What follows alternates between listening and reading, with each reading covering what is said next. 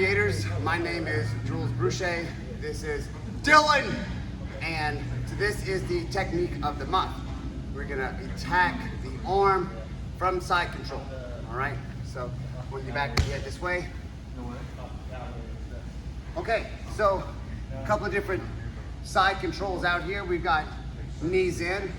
Knee could be on the outside of the shoulder, inside the armpit, knee in the hip here, okay? I can have one leg back on my toes. I can have my other leg back onto my toes. If my right leg is back, my hip is pinned into his hip, my legs are not laying on the ground. If my left leg is back, my right knee is gonna come up and compensate for the space loss, and my left leg will go out onto its toes, and my hip will be placed down onto his shoulder.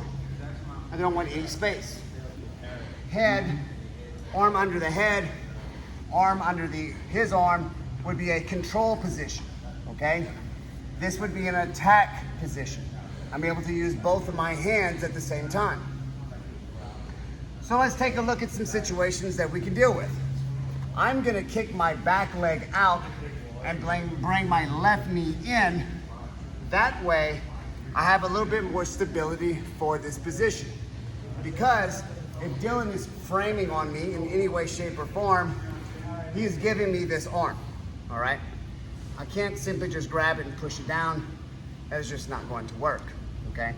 So what I can do, stay low, legs off the mat, pressure in, toes pushing off into him. My hand is going to weave on the inside and slide itself up to the wrist. You don't even have to grab it. At this point, I'm really gonna focus on using my elbow to go to the mat, not pushing his arm. I'm just gonna sink my elbow to the mat. Once this happens, I can grab control of that wrist, no problem. So if he's framing on me, I've got a nice tight side control. Back leg on my right side is up, so it allows me to kind of look at him and brace as a tripod. Hand comes out, weaves in, slides up, and if I capture it, great. If not, I stay like this. I don't focus on driving his arm, I focus on driving my elbow down. From here, I can lock it up. I can do a key lock with no thumbs grip, his wrist, my wrist, rotate, rotate. I can actually just hold myself in place like this. Now what I need to do is take my elbow and drive it deep into his neck, or preferably his ear, so his head does this. When I do that, I isolate the shoulder joint. Now I make sure his hand stays on the mat, regardless of how I have it gripped, and I simply just slide it back. He's already tapping. Once I push his neck out the way, that shoulder joint becomes more isolated, okay? From the top, we're like this. I might be playing side control like this. I feel an opening, I switch my base, hand comes out, weaves in, knife it across, and I catch. I'm gonna drive my elbow to the mat.